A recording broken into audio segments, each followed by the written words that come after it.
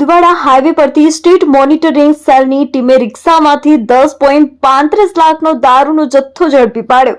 વલસાડ જિલ્લાના ઉદવાડા નજીક street monitoring સેલની ટીમે મોટી કાર્યવાહી કરી છે. એસએમસીની ટીમે હાઈવે પરથી વિદેશી દારૂની હેરાફેરી કરતી એક રિક્ષા પકડી પાડી છે.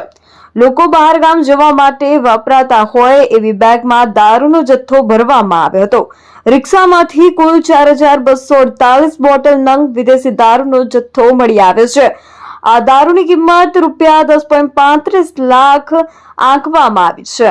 સ્ટેટ મોનિટરિંગ સેલની ટીમે દારૂ અને રિક્ષા સહિત કુલ 11 લાખનો મુદ્દામાલ જપ્ત કર્યો છે, જેમાં 9 મહિલાઓ અને 2 ઇસમો મળી કુલ 11 લોકોને વોન્ટેડ જાહેર કર્યા છે.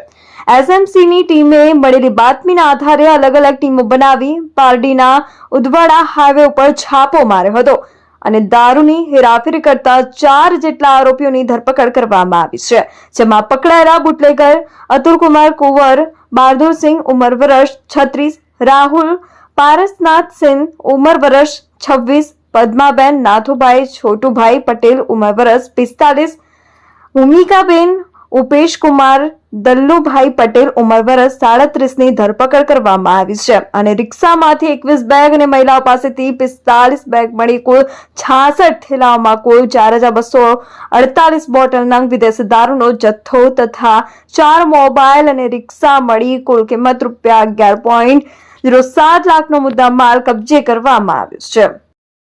અમારી લાઈવ ન્યૂઝ 24 ચેનલને સબસ્ક્રાઇબ કરો. બેલ આઇકોન દબાવો જેથી આવનાર ન્યૂઝ અપડેટ્સની નોટિફિકેશન આપ સુધી સૌથી પહેલા પહોંચે.